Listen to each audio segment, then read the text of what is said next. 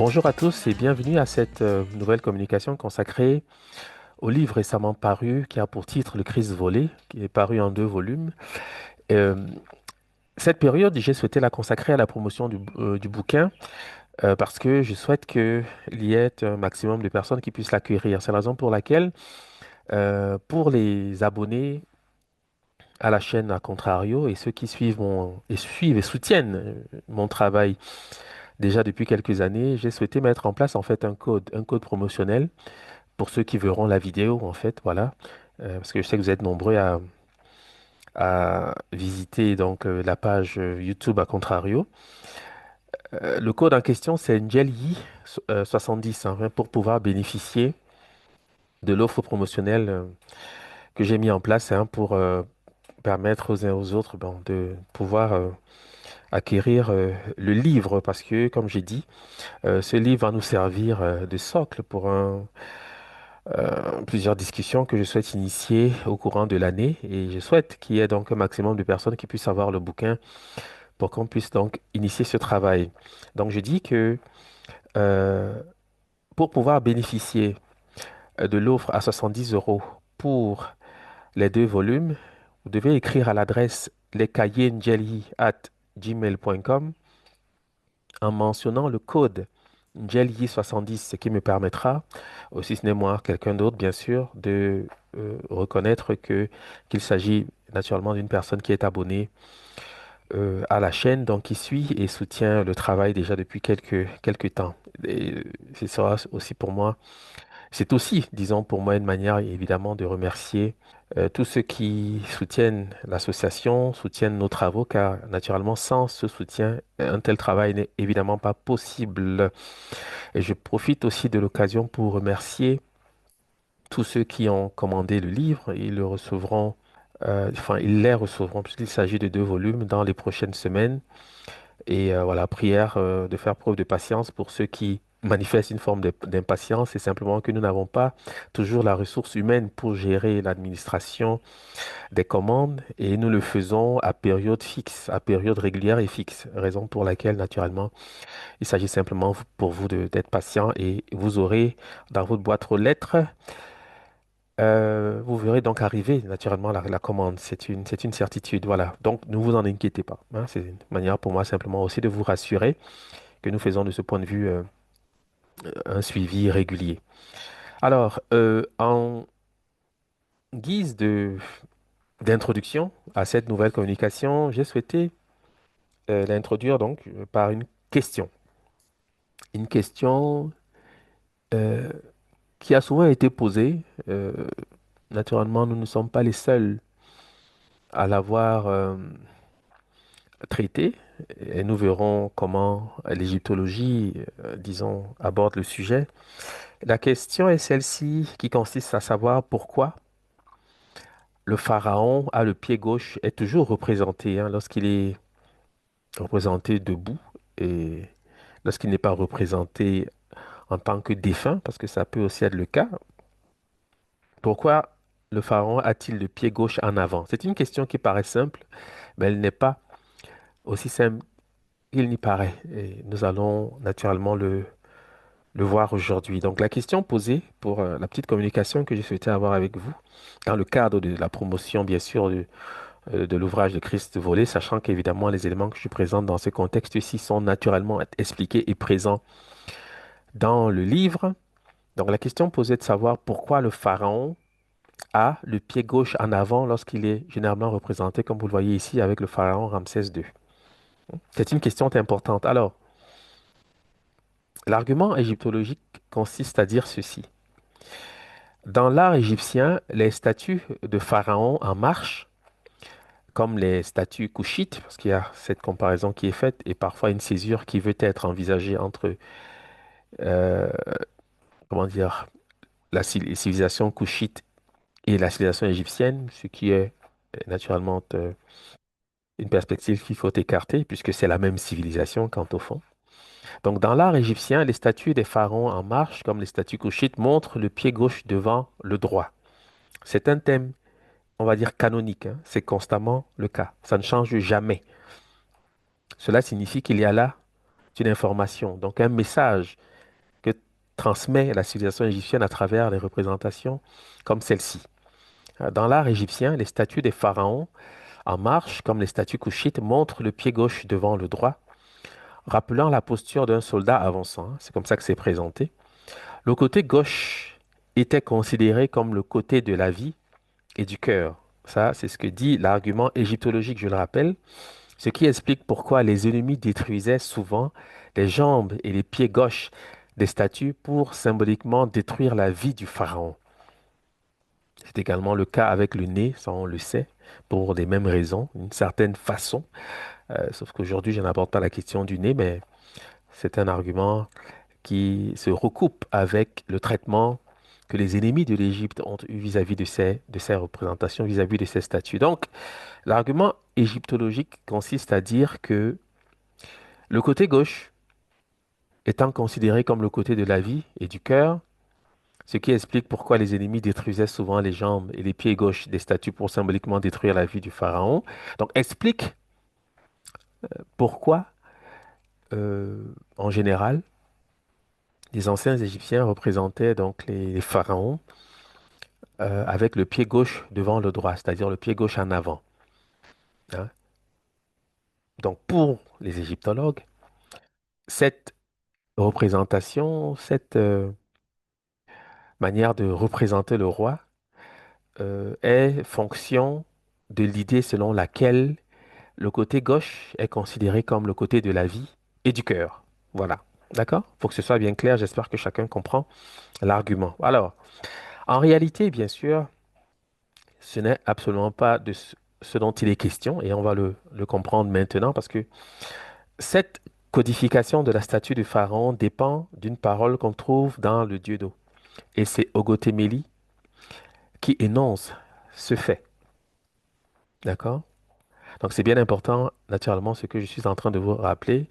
On peut trouver cet argument dans le Dieu d'eau, on le trouve également dans le Renard pâle de Germain Dieterlen et Marcel Griol, bien évidemment. Mais c'est plus, évidemment, dans le renard pâle que l'argument est développé, puisqu'ils sont allés un peu plus en avant relativement à ce qui est rappelé dans le Dieu d'eau. D'accord? Donc, les motifs pour lesquels le pharaon est représenté de cette manière, parce qu'il faut comprendre que tout ce qui concerne le pharaon est codifié d'après, on va dire, une cosmogonie, mais en fait, c'est une constitution, parce que les peuples soudanais se servent de ce qu'on appelle aujourd'hui la cosmogonie, c'est-à-dire la naissance, le récit sur la naissance de l'univers pour structurer la société. D'accord? Donc, c'est ce qui a valeur de constitution en réalité. D'accord. Donc, il faut savoir que tout ce qui concerne le pharaon est codifié et c'est un message, en fait, et qui n'est jamais tout à fait aussi simple qu'il n'y paraît. Comme on dit ici, par exemple, que c'est parce que c'est le côté de la vie du cœur. Bon, ce sont des arguments. Je comprends l'idée, d'accord? Je comprends l'effort qui est fait, on peut le saluer. Par contre, naturellement, dans le cadre de nos travaux, on voit bien que cet argument reste parfaitement insuffisant, hein. C'est le moins qu'on puisse dire. Donc, l'argument, le voici. En descendant de l'arche, dit-on, le nomo posa d'abord le pied gauche sur le sol. En descendant de l'arche, alors qu'est-ce que c'est que l'arche? L'arche symbolise le placenta. Donc on parle ici d'une naissance, hein. Il faut bien comprendre de quoi il s'agit. L'arche, hein, au Soudan, et d'ailleurs il n'y a pas d'arche conçue en dehors du Soudan, parce que c'est le discours soudanais de la naissance de l'univers qui introduit la notion de l'arche, qui va être empruntée naturellement par les projets religieux qui vont suivre, notamment le judaïsme, pour ne parler que du judaïsme, naturellement. Voilà. Donc, en descendant de l'arche, le nomo posa d'abord le pied gauche sur le sol. Ce geste constituant une prise de possession du sol. Il imprima son pied sur le champ du renard qu'il écrasa. Ce qu'on appelle aussi ici le renard, c'est Ogo, hein, le renard pâle, d'accord? Donc c'est sept, en fait, vous devez le savoir, parce que c'est ça, c'est cette manière qu'il faut concevoir les correspondances. Et quand on parle ici du nomo, le nomo, en fait, c'est une figure qui associe en fonction de ce qu'on veut mettre en avant les trois personnages de la Trinité égyptienne, c'est-à-dire Osiris, Isis et Horus. Ça, vous devez le savoir, puisqu'on dit clairement que Pharaon, c'est-à-dire le nomo, est la face visible du Créateur, c'est-à-dire quel est le monde manifesté. Ça, c'est clairement dit dans les textes de Bambara Malinké. Quand on parle de Pharaon, et bien sûr, Pharaon, c'est le nomo, c'est le même. D'accord? Donc, je le dis pour ceux peut-être qui n'ont pas la connaissance de ces éléments, parce que c'est bien important de le rappeler que quand on dit le nomo, sachez que en fonction de ce qu'on veut mettre en avant, c'est soit Osiris, parce que le nom est perçu comme androgyne. D'accord? Donc, c'est soit, et donc, androgyne, cela suppose donc l'association du masculin et du féminin qui produit une nouvelle réalité qui est l'engendré, c'est-à-dire l'héritier, c'est-à-dire le fils, c'est-à-dire Horus, le monde manifesté. D'accord? Sans plus avoir à rappeler, parce que j'en ai parlé la dernière fois, sans plus avoir à rappeler le principe de la Trinité, ces éléments sur lesquels, par ailleurs, nous allons évidemment revenir dans le cadre des discussions que comme je l'ai dit en introduction, je souhaite initier avec ceux qui auront naturellement eu euh, euh, le bouquin. Cela va faciliter la compréhension des arguments que je vais avancer parce que cela peut paraître compliqué a priori, mais en fait, c'est fort simple. Il s'agit simplement d'éclairer certains aspects qui peuvent rester obscurs un peu, mais bon. Quant au fond, ce n'est pas une grande difficulté, hein. Donc, en descendant de l'arche, le nomo posa d'abord le pied gauche sur le sol, ce geste constituant une prise de possession du sol. Il imprima son pied sur le champ du renard qu'il écrasa. Quand j'ai dit renard, entendez, le champ du renard, c'est la terre. Parce que la terre, c'est le placenta hein, d'Ogo. D'accord? Donc réputé impur. Parce que, bon, l'histoire est longue, je ne veux pas la refaire ici. Par contre, saisissez simplement l'argument dans ses grands traits, hein, tel que je l'annonce. Parce qu'en fait, c'est la séquence qui est utile pour la compréhension de ce que j'ai aujourd'hui souhaité avoir en partage avec vous. D'accord? Donc, il imprima son pied sur le champ du renard. Le champ du renard, c'est la terre, tout simplement. D'accord? Mais elle est réputée impure pour des motifs liés à au récit cosmogonique sur lequel je n'insiste pas aujourd'hui. Donc, il imprima son pied sur le champ du renard qu'il écrasa, marquant ainsi sa domination ultérieure sur l'ensemble de la terre qu'avait formé ce dernier, qu'avait formé le renard, c'est-à-dire sept. Pour ceux euh, qui souhaitent avoir des correspondances, pour ceux qui ont une facilité avec la figure de Seth. Parce que je sais que c'est pas tout le monde qui est familier d'Ogo, de Pemba, qui sont des figures tutélaires de ce point de vue au Soudan et qui en fait renseignent parfaitement sur l'essence même de ce que nous appelons Seth, hein, à la manière des égyptologues. Bon. On dit, la jambe gauche du Nomo descendu de l'arche a retiré en appuyant le champ du renard. La trace de l'écrasement est comparée à l'empreinte d'une sandale de cuivre. Elle est représentée sur la façade des sanctuaires totémiques par le schéma de la sandale du pied du Nomo. La sandale est divisée en trois registres. Chacun d'eux comporte trois rangées de sept traits de grandeur croissante puis décroissante. L'ensemble compte pour 3 fois 7, c'est-à-dire 21, auquel on ajoute le dessin du pied, soit 22 en tout. Alors, cet aspect, je ne vais pas l'aborder aujourd'hui. Je l'ai quelque peu évoqué dans une communication récemment publiée sur la chaîne à contrario. Donc, pour ceux qui souhaitent en savoir plus, ils peuvent s'en référer. C'est la communication, en fait, qui précède celle-ci. Par contre, ce qui va nous intéresser, ce sur quoi je souhaite euh, insister aujourd'hui, c'est la codification des statuts du pharaon. Pourquoi il est représenté avec le pied gauche en avant? S'il est représenté avec le pied gauche en avant, c'est à cause de cette parole de Gon. Vous devez le savoir, hein. En descendant de l'arche, le nomo, c'est-à-dire Horus, parce que je viens de vous rappeler que en fonction de ce qu'on souhaite mettre en avant, quand on dit nomo, on peut parler d'Osiris, ça dépend du contexte, on peut parler d'Isis, ça dépend du contexte, on peut parler d'Horus, ça dépend du contexte. Et j'ai rappelé que cela est évident dans l'idée que il est clairement énoncé que Pharaon, c'est-à-dire le nomo, est la face visible du Créateur. Ça, c'est une parole mandingue euh, connue. Enfin connu. Pour ceux qui s'inquiètent, il y a la tradition ésotérique des peuples soudanais, naturellement. Mais je le dis parce que c'est des choses que vous devez savoir. D'accord? Donc le nomo posa d'abord le pied gauche sur le sol. Donc le pied gauche, hein, c'est bien clair. Ce geste constituant une prise de possession du sol, il imprima son pied sur le champ du renard qu'il écrasa, marquant ainsi sa domination ultérieure sur l'ensemble de la terre qu'avait formé ce dernier. D'accord? Parce que la terre, je l'ai rappelé, c'est le placenta d'Ogo, le placenta de Seth, si vous voulez. Donc, c'est la dialectique ici qui oppose, je peux le dire de cette façon, Horus et Seth qui est rappelé à travers ce simple discours, hein, qui est simple en apparence, tout simplement, parce qu'en fait, il est profond quand vient l'occasion d'enseigner à travers ce qui est rappelé ici. Hein. On dit, la jambe gauche du Nomo descendu de l'arche a retiré en appuyant le chant du renard. La trace de l'écrasement est comparée à l'empreinte d'une sandale de cuivre. Elle est représentée sur la façade des sanctuaires totémiques par le schéma de la sandale du Nomo, par le schéma de la sandale du pied du Nomo. La sandale est divisée en trois registres, chacun d'eux comporte trois rangées de sept traits de grandeur croissante puis décroissante. L'ensemble compte pour 3 fois 7, c'est-à-dire 21, auquel on ajoute le dessin du pied, soit 22 en tout. Bon, voilà. Donc la chose est claire. C'est la raison pour laquelle ici je présente donc une sandale authentiquement égyptienne. Il s'agit de la sandale d'un pharaon, le pharaon Toutankhamon en l'occurrence. C'est les motifs pour lesquels vous trouvez généralement le pharaon représenté soit debout, soit assis, parfois en train de piétiner, on va dire, les ennemis de l'Égypte, qui sont associés à un concept parfaitement égyptien, authentiquement égyptien, qui en égyptologie est rendu par la notion de neuf arcs.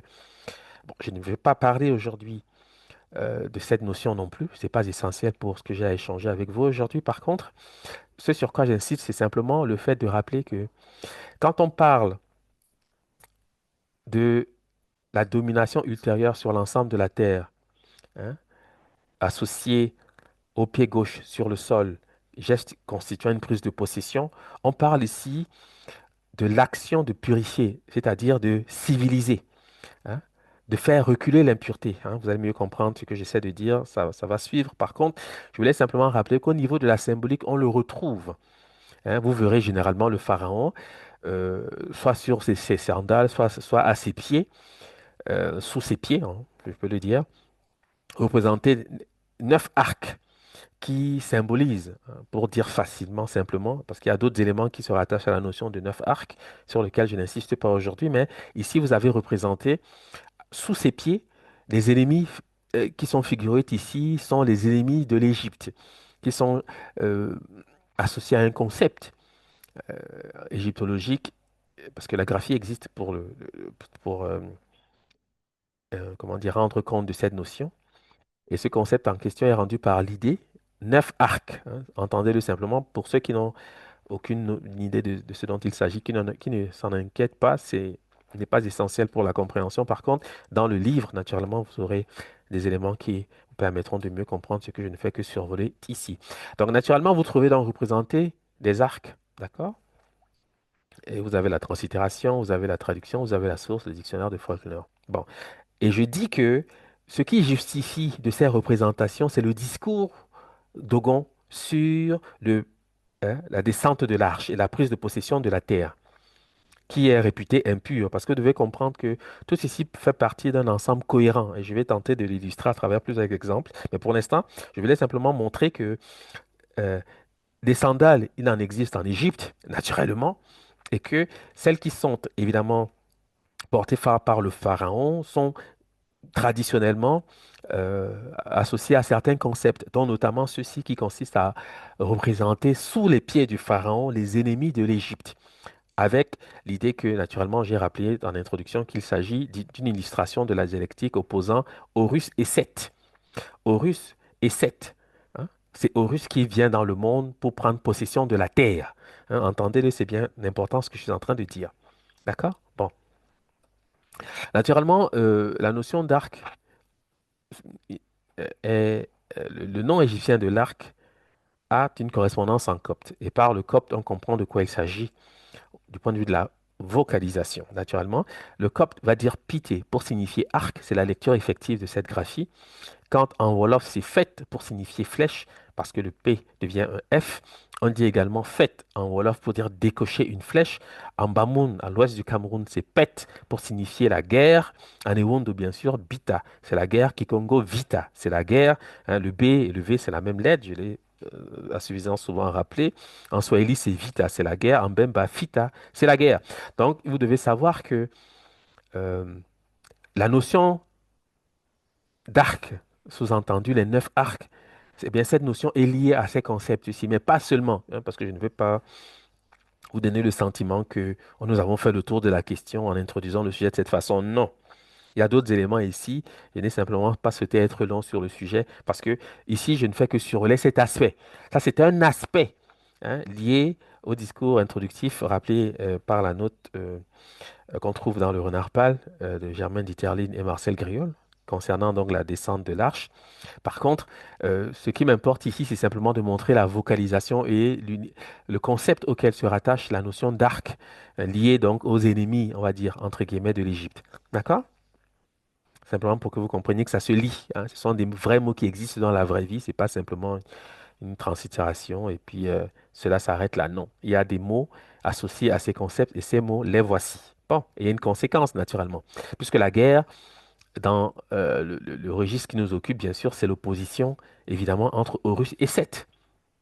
Vous devez comprendre que c'est de ça qu'il s'agit fondamentalement. Parce que Seth, c'est le renard. Seth, c'est le chacal. Et Horus, c'est le nomo. D'accord? Vous devez le comprendre. C'est bien important. Donc, je ne vais pas à chaque fois le rappeler, mais je crois avoir été assez clair sur cet aspect. Voilà. Donc, alors, maintenant, ce qu'il faut comprendre, c'est que je vais aborder aujourd'hui la question dans un axe particulier pour illustrer quelque chose de particulier. D'accord? C'est tout. Mais sachez que le sujet n'est pas ici traité dans tous ses aspects.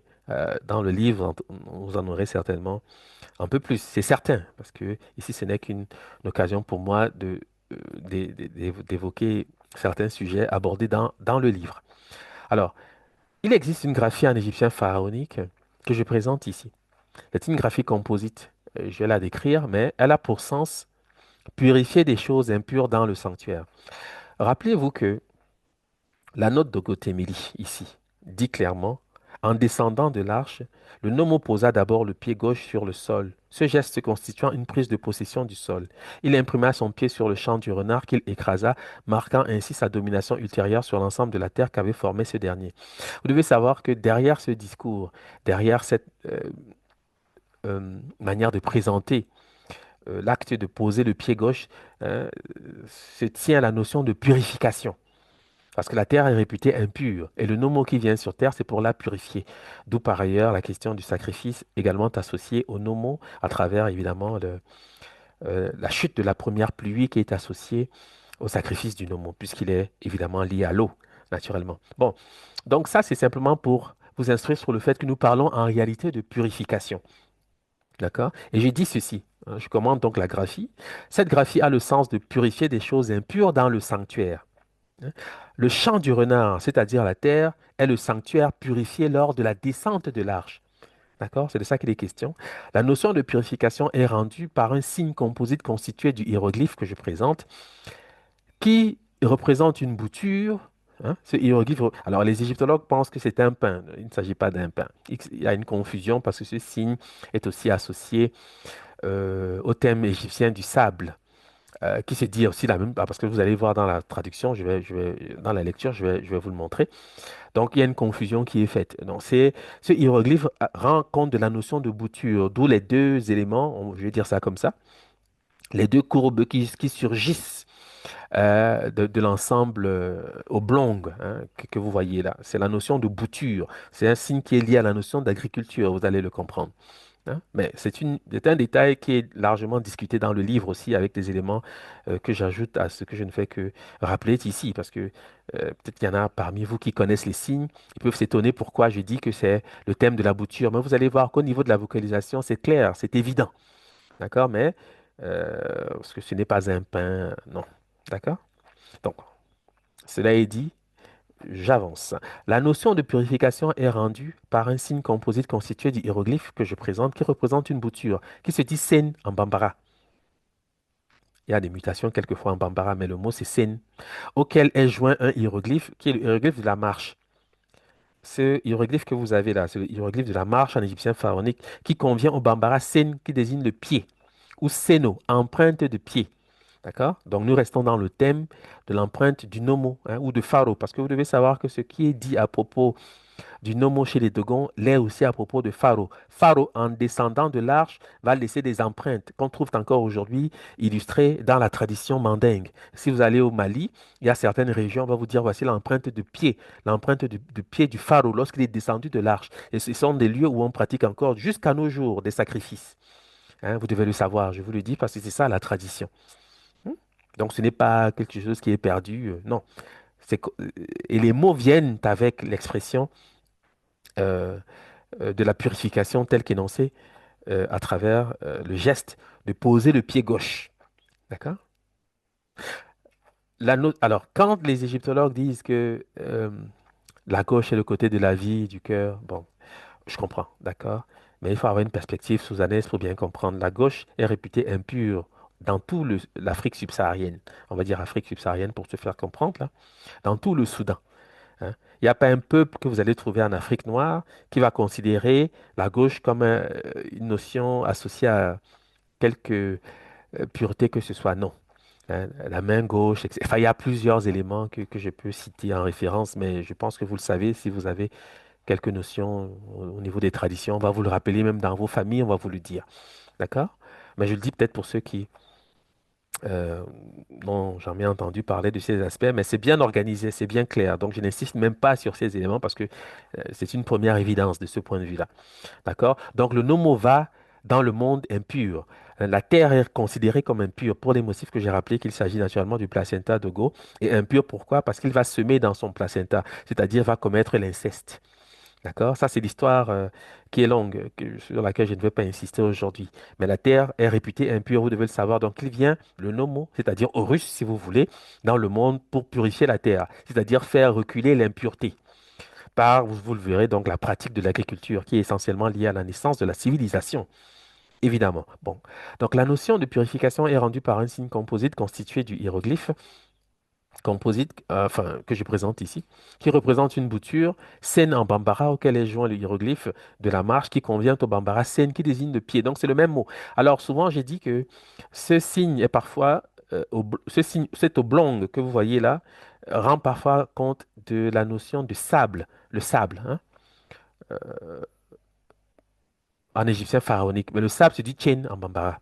Hein, ce sont des quasi-homophones. C'est le même mot. C'est pour ça que la lecture est assurée de ce point de vue. Mais ce sont des éléments que je développe davantage dans le livre. Hein. D'accord? Pour ceux qui ont une familiarité avec les signes, ils trouveront des éléments pour justifier de l'argument que j'énonce ici. Mais ceux qui n'en ont absolument aucune idée, eh bien, tenez pour dit que ce que je vous dis, c'est clair, c'est vérifié. D'accord? Donc, qui convient au bambara, sen, pied ou seno, empreinte de pied. No, en bambara, c'est un mot pour signifier le signe également. D'accord? La trace, l'empreinte. Donc, quand on dit seno, empreinte de pied, trace de pas. Hmm. Ce signe composite sollicite le vocabulaire suivant. Alors, avant de vous présenter le vocabulaire, je présente ici le recto de la palette dite du roi Narmer. C'est une scène très importante. Je vais la commenter sur certains aspects uniquement. Vous trouvez ici le pharaon en situation avec un personnage auquel est associée une graphie. Je vais la commenter brièvement, mais avant, derrière le pharaon, vous avez un personnage qui tient une bouilloire et des sandales aux mains. Bon. Le pharaon a les pieds nus. D'accord? Bon. Alors, ce que je vais vous dire, c'est très important. Je veux vraiment insister sur cet aspect. Si le pharaon a ôté ses sandales ici, d'ailleurs, c'est ce que dit par ailleurs chez Cantadia. Pour ceux qui ont lu Nation en agriculture, Sekantajob parle de ça. Hmm. Si le pharaon a ôté ses sandales sur cette scène, c'est parce que l'espace où il se tient est réputé déjà pur. Oh, vous devez le savoir. Et je vais vous dire pourquoi. On peut le dire avec assurance. C'est la raison pour laquelle, je le dis, hein, pour ceux qui ne le savent pas, on ne rentre jamais dans un lieu sacré, dans un sanctuaire, avec des chaussures. Parce que faire cet acte d'entrer dans un espace avec des chaussures rejoue l'acte du nomo. C'est un peu comme si vous venez prendre possession d'un espace.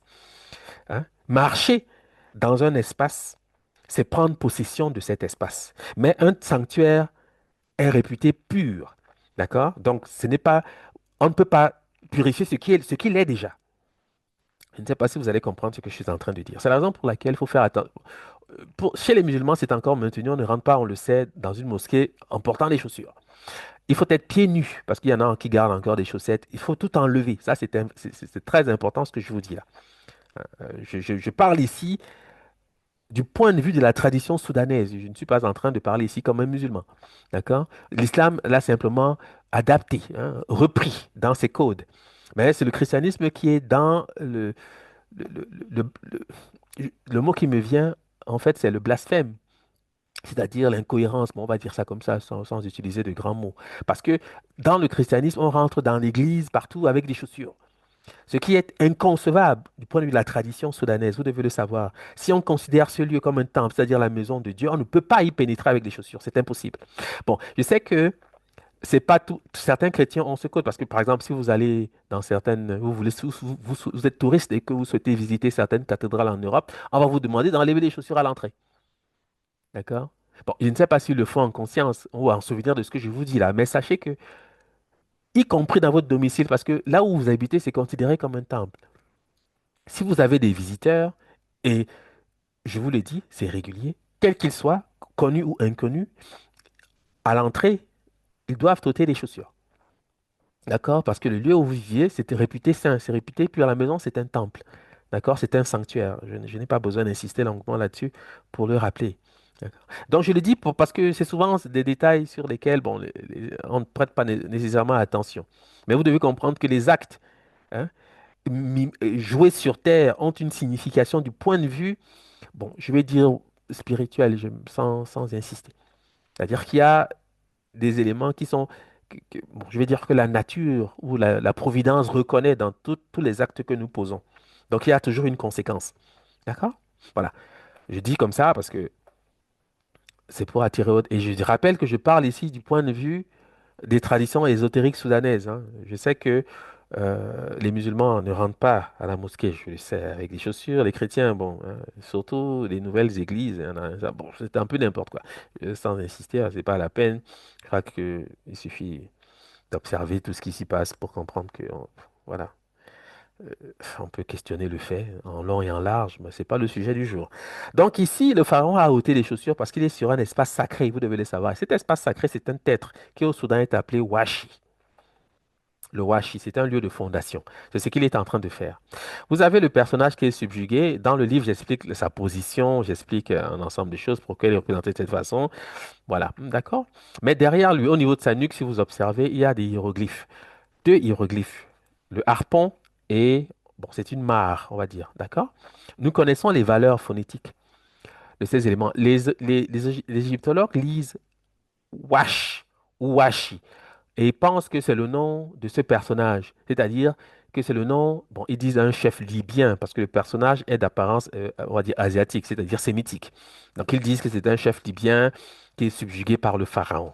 Bon, vous verrez dans le bouquin de quoi il s'agit en réalité. Mais ce n'est pas le nom du personnage ici qui est représenté, c'est l'espace qui est nommé. Chez les Bambara Malinké, ça se dit Washi ou Wasi, qui signifie, bon, c'est un mot composé de Waka qui signifie écartèlement et Shi qui est semence. Donc Washi signifie littéralement l'écartèlement de la semence.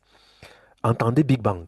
C'est ce que ça veut dire. Si on veut parler comme un scientifique contemporain, c'est de ça qu'il est question. C'est un lieu de fondation. Entendez Big Bang. Hein. C'est de ça qu'il s'agit en réalité.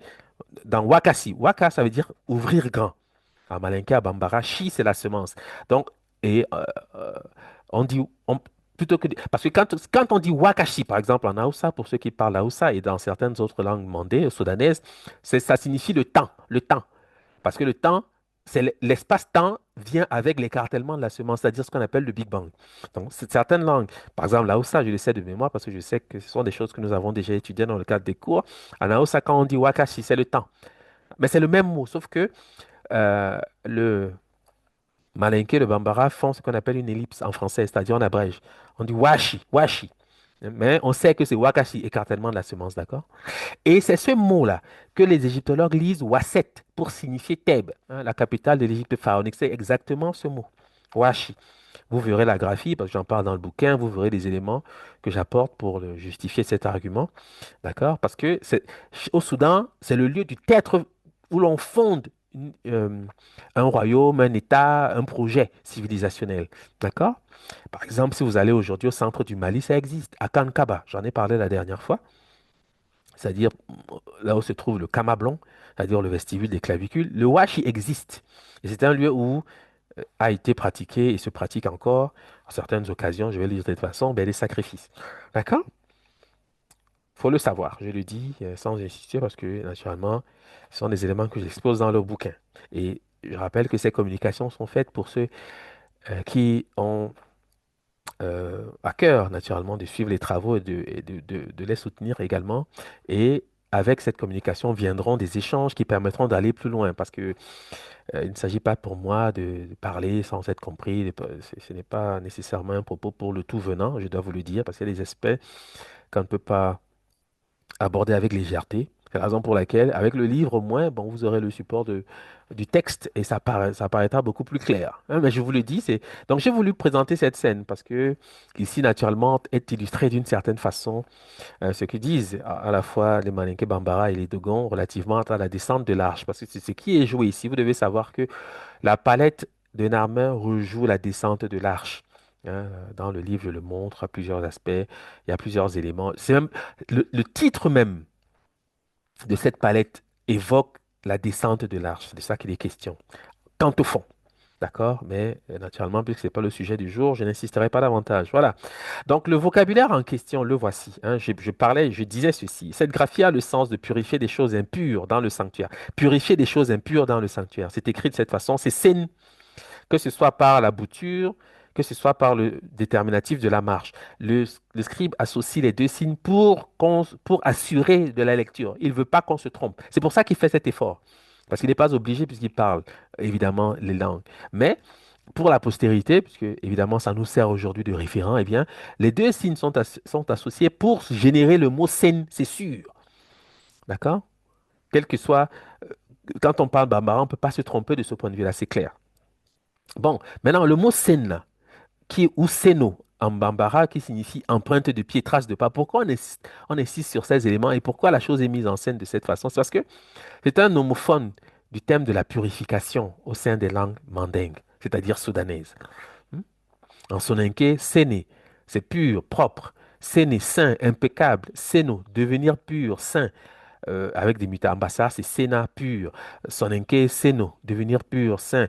Najamba, séné, nettoyer, togokan, sénou, nettoyer, sani, être propre en malinké. Sani, séni, sénou, propre. En bambara, en baolé, c'est saoun ou saoun, quelque chose de ce genre, propre. En kakabe, kene, en mutation phonétique, devenir propre.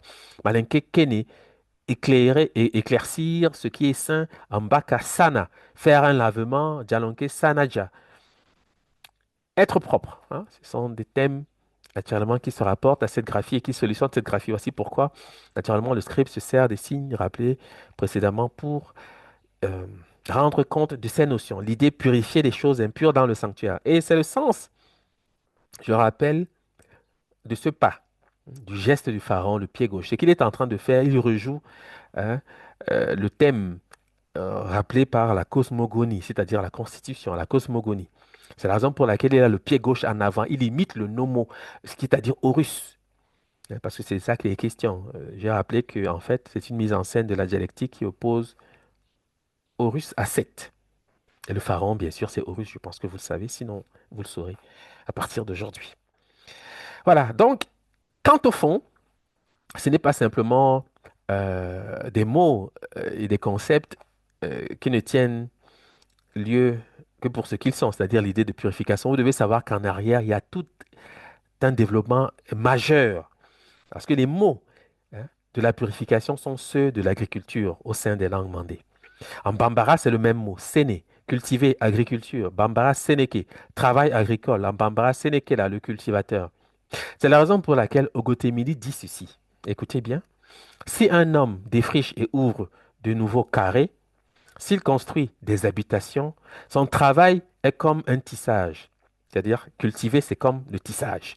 Or, le tissage étant une parole, la culture par le mouvement de va-et-vient du paysan sur les parcelles, fait pénétrer le verbe des ancêtres, c'est-à-dire l'humidité, dans la terre travaillée, fait reculer l'impureté de la terre, étend la civilisation autour des lieux habités. La chose est dite, hein, c'est clair. L'agriculture fait reculer l'impureté. C'est la raison pour laquelle le pharaon, je rappelle, a ce geste-ci. Il est en train de faire acte de civilisation. Hein. Vous devez comprendre, c'est la raison pour laquelle les ennemis de l'Égypte, donc réputés incivilisés, etc., bon, hein, il y a des mots qui viennent avec cette idée, eh bien, sont à ses pieds. Parce que ce sont des acteurs du chaos, puisque dans les constructions, je pourrais dire, institutionnelles ou sapiensales des anciens Égyptiens, il y a une distinction entre les peuples du désert, les peuples du chaos et la civilisation. Le désert étant réputé être le lieu de Seth et la civilisation le lieu d'Horus. Horus fait reculer le désert. L'agriculture fait reculer le désert. C'est un fait. Hein. Planter, pratiquer l'agriculture fait reculer le désert. D'accord? Et cet acte de faire reculer le désert consiste à faire reculer l'impureté. Là où il n'y a pas le désert est remplacé par la brousse. Parce que les peuples qui s'installent dans des zones, on va dire, tropicales, eh bien, défrichent. Le défrichement, c'est-à-dire le fait de créer une clairière, est assimilé au cartouche. Parce que le cartouche représente une clairière, un espace vide. Hein, c'est bien important ce que je vous dis là, parce que, en fait, dans les descriptions que j'énonce ici, ben, vous le verrez dans le livre, hein, je l'explique de manière tout à fait simple, mais c'est expliqué. Vous comprendrez certainement mieux. Parce que le cartouche représente l'espace où s'étend le pouvoir du pharaon. C'est pour ça qu'il inscrit son nom pour signifier qu'il est le maître de l'univers. Parce que l'univers, c'est le monde manifesté. D'accord? C'est-à-dire euh, monde manifesté personnifié par Horus. D'accord? Qui est la lumière, le soleil, naturellement. Puisque le cartouche, c'est l'orbe solaire, hein, la course du soleil. Bon. Donc, si un homme défriche et ouvre de nouveaux carrés, s'il construit des habitations, son travail est comme un tissage. Or, le tissage étant une parole, la culture, par le mouvement de va-et-vient du paysan sur les parcelles, fait pénétrer le verbe des ancêtres, c'est-à-dire l'humidité, dans la terre travaillée, hein, fait reculer l'impureté de la terre, étend la civilisation autour des lieux habités. On parle bien de civilisation ici en association avec l'agriculture. Donc, c'est de ça qu'il est question, quant au fond. D'accord? Parce que c'est une question de vocabulaire. Avec la langue, on comprend de quoi il est question. Hein. Donc, quand vous voyez l'empreinte de pas, on dit que il a pris possession de la terre, le nomo, en posant le pied gauche. C'est de ça qu'il est question. On parle ici de la pratique de l'agriculture, donc de la civilisation. Hein. Bon, voilà. Alors, naturellement, c'est un thème qui a prospéré, bien évidemment, au-delà du Grand Soudan, dans d'autres cultures méditerranéennes. Ici, on voit par exemple représenter, bon, c'est une scène d'inspiration artistique, naturellement, mais c'est Apollon qui est opposé au dragon ou à Python. Il est appelé Python, d'accord? Ce sont des éléments importants. Moi, je vous invite généralement à vous familiariser de ces thèmes. Parce qu'en fait, vous avez ici le combat qui oppose Seth à Horus, Seth étant Python. D'accord? Et Horus étant, bon, parce que Horus c'est Apollon, ça c'est bien connu, c'est clair, Apollon c'est le soleil, c'est évident. Donc, et il tient ici un arc. C'est la raison pour laquelle vous retrouvez aussi la thématique des 9 arcs, illustrés d'une certaine façon, avec l'idée de, par exemple en Wolof, on dit fête pour signifier décocher une flèche. C'est ce qu'il fait. Alors le mythe est long, hein. Le mythe de Python, bon, moi, je le connais parce que je me suis intéressé à ces questions déjà ça, plusieurs années, hein. Donc je pourrais le raconter, mais c'est pas le sujet du jour. Je vais simplement vous montrer que la chose est illustrée d'une autre façon ici. Hein.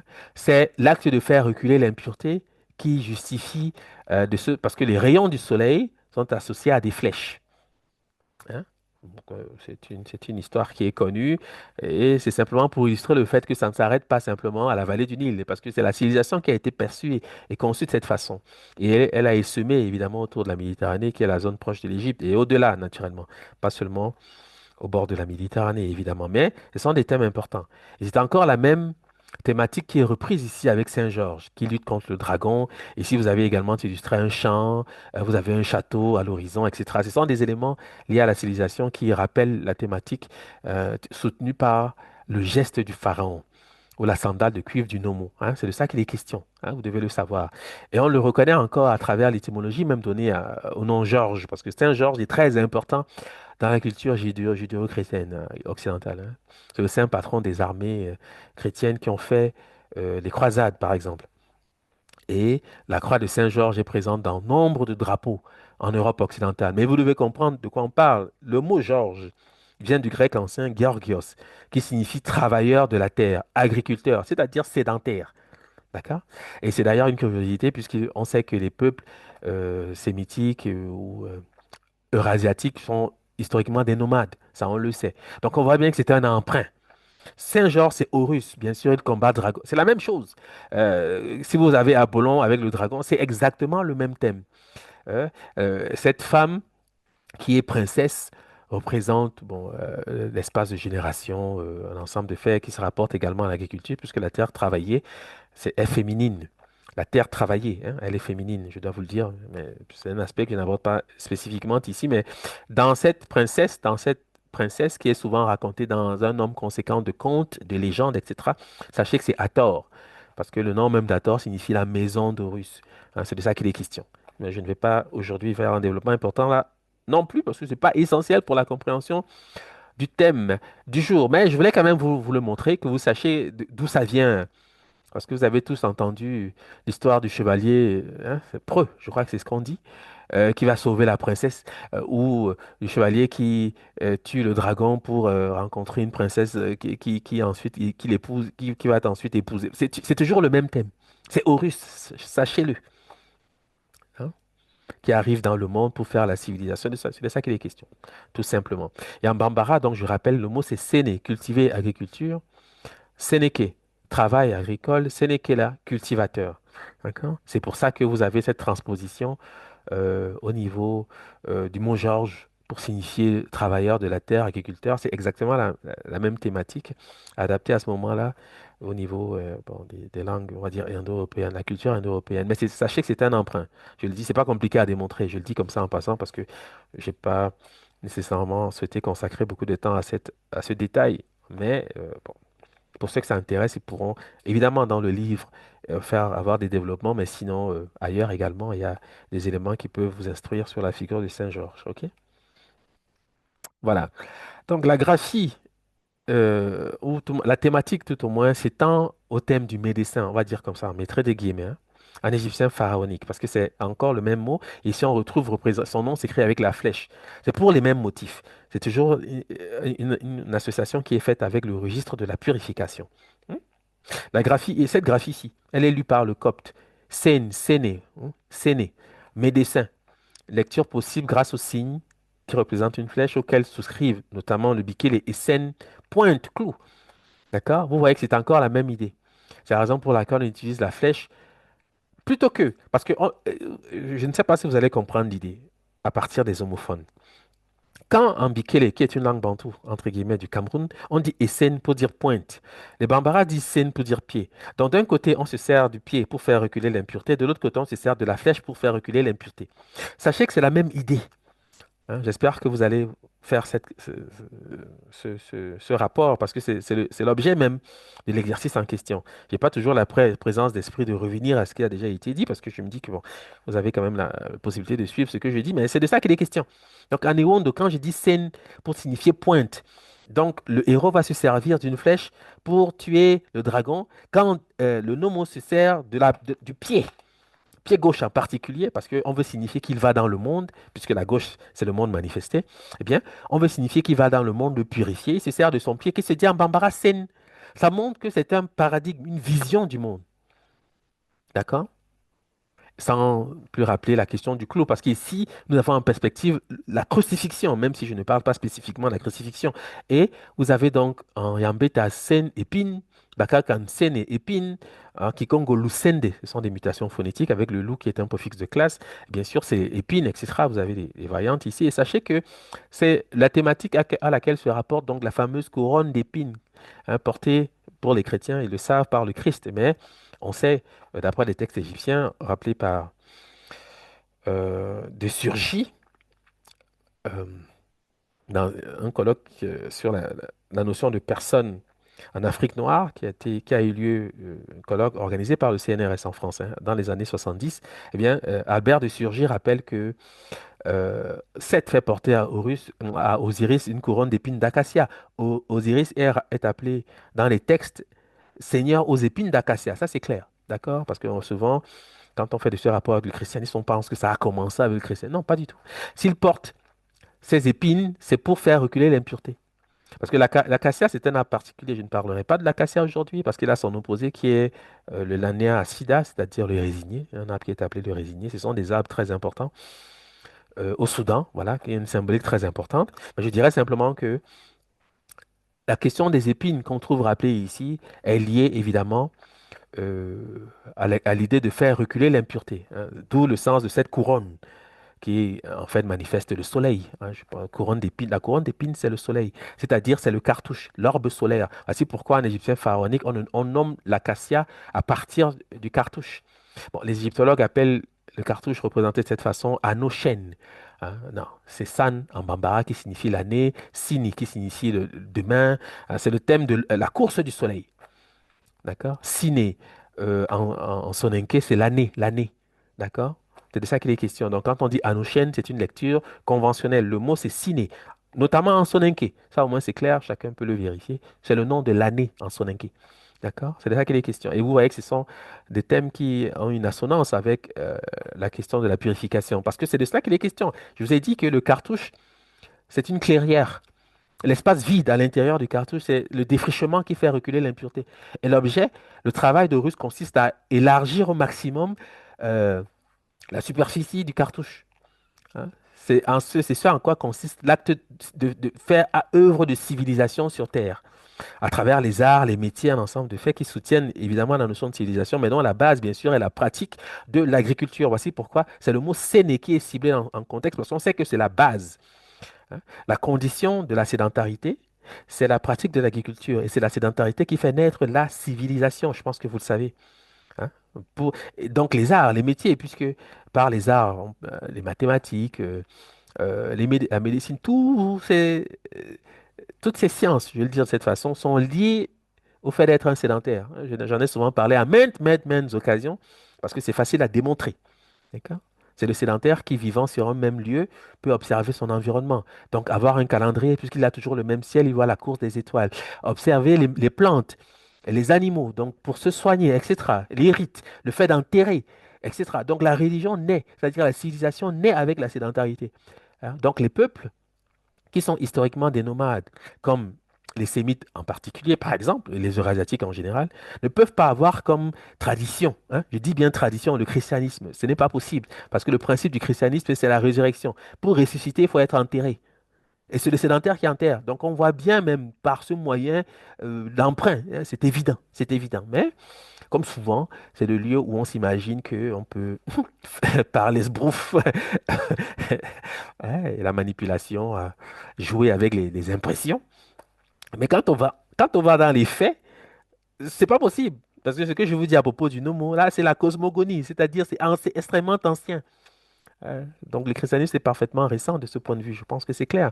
Et vous avez ici le nom de l'acacia qui témoigne de cet argument, hein. Quand on met la couronne d'acacia, ça veut dire faire reculer l'impureté. C'est ce que c'est. D'accord? Parce qu'il faut faire une association entre... Parce que la couronne d'acacia est liée à la couronne du pharaon. Bon, ça, vous le verrez dans le livre, je le dis, hein, c'est clair. Par contre, je parle ici de la double couronne, hein, que les égyptologues appellent phent, qui vient du copte phin, qui signifie la tresse. Et j'explique que, bon, vous le verrez, hein, d'accord? Vous le verrez. Alors, naturellement, le mot n'est pas, quand je dis en bambara sanu, pour signifier propre, pur, c'est pas resté seulement en bambara, c'est passé au latin. Le latin dit sanus. C'est le même mot, avec un ajout simplement, une adjonction de la lettre S, c'est tout. Pour signifier sain de corps, en bonne santé, qui se porte bien sain. Voici pourquoi on dit que c'est le nom du médecin. Mais dans les langues soudanaises en général, ça signifie pur, propre, parce que les prêtres sont réputés purs, hein. Le Ogon est pur, etc. On peut en parler, naturellement. Les prêtres totémiques sont purs. Au Soudan, c'est comme ça. D'accord? Donc, en Bambara, sanu, propre, pur, explique le latin sanus, sain de corps, en bonne santé, qui se porte bien, sain et sauf. Sanus, soigné, sanitaire, sané, sainement, sanator, guérisseur, sanatio, guérison, qui donne le français sanatorium, maison de santé. La forme espagnole est sano, santé. L'italien sano, sain. Portugais, sanao. Le latin sano. Sao, pardon. Portugaise, c'est Sao, comme Sao Paulo, par exemple. C'est Saint-Paul, hein. Sao Paulo, c'est Saint-Paul. Parce que dans ce saint a aussi le sens de saint au sens religieux avec un T. On peut dire saint dans l'idée de ce qui est saint, sainement, propre, et saint dans l'idée religieuse. Les mots se recoupent, y compris au Soudan. Quand je dis séné, en soninké, ça veut dire propre, pur, mais le même mot est utilisé pour signifier la sainteté. D'accord? C'est clair. Donc, la forme espagnole est sano, santé, italienne sano, saint, portugaise sao, saint. Le latin sano traduit aussi guérir, rendre sain, réparer, remettre en état, calmer, apaiser. Cet office est rempli par une fonction parfaitement décrite dans la société égyptienne. Je parle ici en l'occurrence du prêtre, que les égyptologues appellent Sunu, je crois. Ils lisent Sunu d'après la translittération, mais ça se lit en copte. C'est Séné, je l'ai montré, d'accord? Et son nom s'écrit avec la pointe pour des motifs sur lesquels j'ai pu insister déjà, je ne vais pas y revenir. Et je rappelle que vous devez comprendre que le monde manifesté, le monde là où nous vivons, le mot monde en français vient du latin mundus, qui signifie ce qui est pur. Donc l'acte de purification est essentiel parce que il faut sanctuariser les lieux de vie. C'est-à-dire un pays, une nation, c'est un corps spirituel. Le pays doit être sanctuarisé, c'est un corps spirituel, hein, vous devez le savoir. C'est la raison pour laquelle le roi, le pharaon, c'est un prêtre. Sauf qu'aujourd'hui, nous prétendons vivre dans des républiques laïques. Bon, on ne comprend pas trop de quoi il s'agit, mais c'est impossible pour un Soudanais d'imaginer une chose pareille. D'accord? Je l'ai dit toujours, parce qu'on a souvent le réflexe de tenir comme ça des notions sans réellement se poser des questions sur leur origine et le sens, voulu même, hein, parce que c'est contre-productif de procéder de la sorte. Un État ne peut pas être ce qu'on appelle laïque. Ça n'existe pas. Vous comprenez? Parce que le pays, c'est un corps spirituel. Dès l'instant où vous avez les quatre points cardinaux, c'est un corps spirituel. C'est clair et c'est net. Donc il faut traiter le pays, la nation comme tel, puisque le principe du vivre ensemble, c'est la catharsis. Les Soudanais le savent profondément. C'est notre modèle même de la société. D'accord? Donc on ne peut pas, dans un pays, prétendre à une laïcité comme... C'est du surfait. Ça ne tient à rien. Sachez que c'est... Bon. Alors, donc c'est ça, mundus, ce qui est pur, c'est assez clair, hein? Je ne sans plus insister. Alors, vous avez donc dans la tradition chrétienne, mais pas seulement, ça existe également dans l'islam et y compris dans le bouddhisme, ce qu'on appelle généralement vestigium pedis. Hein. Qu'est-ce que c'est? C'est une empreinte de pas généralement euh, consacrant le passage d'un saint. Ça peut être Bouddha quand on est bouddhiste, Mahomet quand on est musulman, ça existe dans l'islam, ou Jésus quand on est chrétien. Ici, vous avez par exemple l'empreinte, et c'est vraiment considéré comme tel, une relique. On trouve ça dans les églises. D'accord? L'empreinte présumée du pied gauche de Jésus. Église San Tommaso en Italie. Hein. Pour ceux qui peuvent s'y rendre, ben, vous le verrez. Et c'est traité comme tel. C'est vraiment perçu comme tel. Et c'est toujours le pied gauche. C'est justifié. Alors, bon, quand vous connaissez la vérité, ça devient drôle au fond, parce qu'on se dit, bon, drôle au début, mais enfin, finalement, on s'en lasse, parce qu'on se dit, mais bon, suffit le mensonge, hein, suffit les faux semblants. Ça, la tradition est soudanaise. La religion est sortie du Soudan. D'accord? Une fois qu'on l'a dit, ben, on comprend que les autres, quand ils ont quelques prétentions de ce point de vue, ils tentent comme ça de justifier. Et c'est souvent drôle au début, parce qu'on se dit, mais franchement, quel effort. Mais finalement, on comprend que c'est même triste à la fin. Parce qu'on veut masquer, hein, gommer, effacer tout une civilisation, en fait, une pensée, des langues, du monde tel qu'il existe. Mais ce n'est pas possible. Parce que la vérité, la lumière, finit toujours par percer les ténèbres. Ça, il faut le savoir, elle finit toujours par triompher. Donc, c'est un combat, naturellement, puisque le combat sur Terre consiste pour la lumière de faire reculer les ténèbres et pour les ténèbres de faire reculer la lumière. C'est précisément le travail de l'agriculteur qui, lui, est dans la position de celui qui porte la lumière, le soleil. La civilisation qui a vocation à faire reculer l'incivilisation, si je peux m'exprimer, bon, avec ce néologisme-là, si je peux m'exprimer de cette façon. D'accord? C'est ça. C'est un combat perpétuel. Mais là, par le mécanisme, le phénomène de la résurrection, la lumière est toujours victorieuse. Donc, ceux qui ont eu comme projet hein, d'effacer les peuples soudanais, les peuples subsahariens de l'histoire du monde pour ensuite se présenter à Dakar, dire que l'homme africain n'est pas assez ou quelque chose de ce genre, assez suffisamment rentré dans l'histoire, Ceux qui ont eu ce projet, c'est un projet vain. Parce que, à connaissance égale, comme disait pour chercher, c'est la vérité qui triomphe. D'accord? Ceux qui ont ce discours, et lorsqu'ils prospèrent, c'est par le fait de l'ignorance. Mais l'ignorance, c'est l'obscurité, c'est les ténèbres ce sont les ténèbres contre lesquelles précisément se bat la lumière. D'accord? C'est-à-dire la civilisation. Il faut bien comprendre. Et il faut naturellement choisir son camp parce qu'on peut faire, pour prendre le parti des ténèbres, c'est une action dans le monde. Ça existe, on ne peut pas le nier. Par contre, il faut savoir que on ne peut pas tricher indéfiniment sans y avoir dans l'idée que jamais cela ne sera su. Hein. C'est pas possible. C'est pas possible. Et je le dis aujourd'hui parce que pour moi, c'est comme une évidence. Vous le verrez dans le bouquin, c'est vraiment.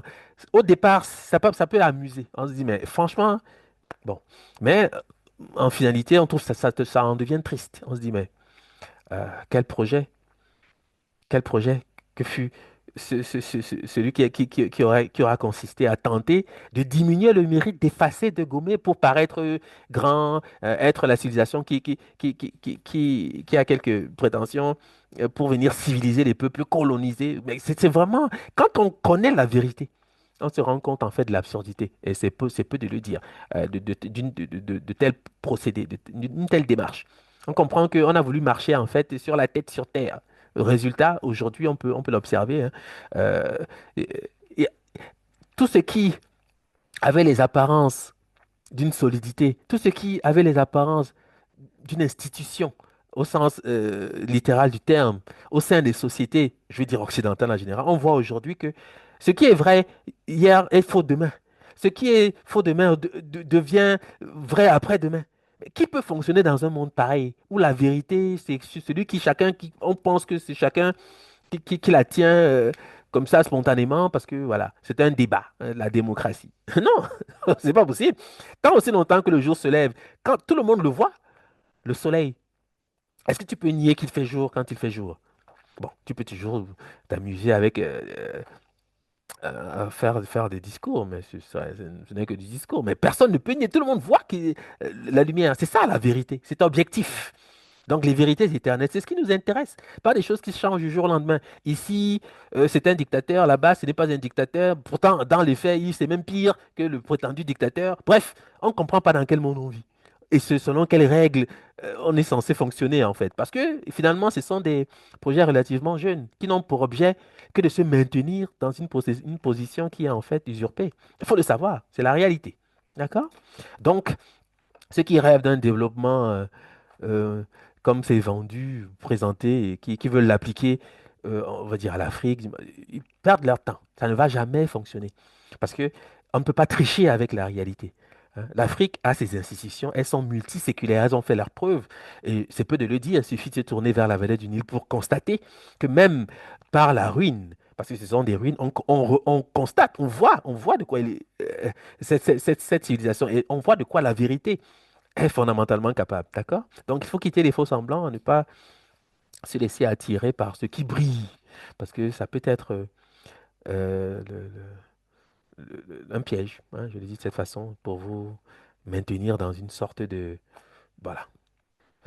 Bon, trêve de digression, je pense que de toute façon, ce que je dis là, ce sont des lieux communs. Si ce n'est le cas, bien, menez donc une réflexion, votre propre réflexion sur ces sujets. Vous allez voir que voilà. Le monde rentre dans une période de bouleversement. Il faut s'en tenir aux vérités éternelles. C'est ce qui va nous permettre de traverser cette tempête.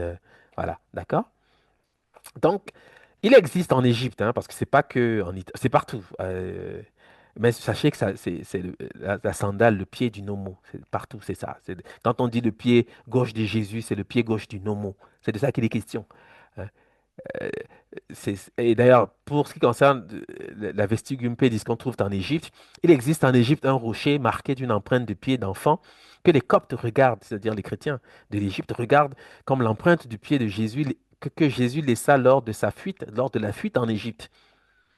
Ayant eu soif, dit-on, c'est comme ça qu'on raconte l'histoire, Jésus posa son pied sur une pierre d'où jaillit une source d'eau pure, et l'empreinte y resta imprimée. D'accord?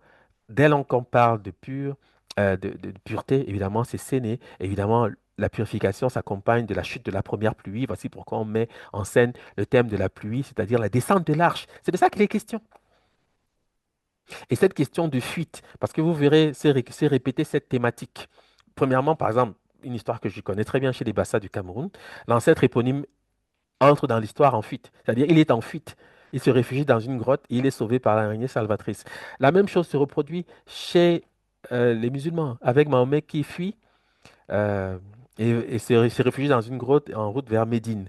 Le christianisme, c'est la même chose. Moïse, c'est la même chose. Quand il fuit, quitte l'Égypte. Ce n'est pas vain. Je vais vous expliquer le moment venu. Vous verrez de quoi il s'agit. Je vais vous expliquer que c'est un thème parfaitement ésotérique et typiquement soudanais. Parce que derrière, il y a un vocabulaire hein, qui explique cela. D'accord? Donc, je vais vous l'expliquer, vous le verrez. D'accord. Et pour l'instant, je rappelle simplement que ce qu'on appelle vestigium pedis, c'est l'empreinte de pied, l'empreinte de pas du nomo. C'est de ça qu'il est question. D'accord? Et je dis, vous le voyez dans le bouddhisme, ça signifie donc qu'il y a une trace de cette tradition qui a essaimé jusqu'en Asie, parce que ça ne tombe pas du ciel. Évidemment, dans l'islam, c'est un fait, c'est comme une évidence. Le christianisme, c'est un fait, c'est comme une évidence. D'accord? Et je rappelle que à travers le vocabulaire du pied, c'est le thème de la purification. Et à travers le thème de la purification, bien sûr, vient la question de l'agriculture. Donc, il ne faut jamais détacher la religion, la spiritualité de faits concrets, de faits de civilisation. Hein. Dieu n'est pas à part. Parce qu'aujourd'hui, c'est un peu traité comme tel. On pense que les affaires de Dieu, c'est en dehors des jours ordinaires. C'est un jour en particulier. Non. Il faut quitter de cette idée. Il faut comprendre la vie, comprendre l'État, le pays comme un corps spirituel. Et traiter son vis-à-vis à cette mesure. Hein, ça évite les catastrophes. Voilà, ça évite le tribal, enfin tous ces ismes, racisme, tribalisme, toutes ces choses qui occupent le monde, qui participent précisément des ténèbres, euh, puisque c'est de l'ignorance, quant au fond. Voilà.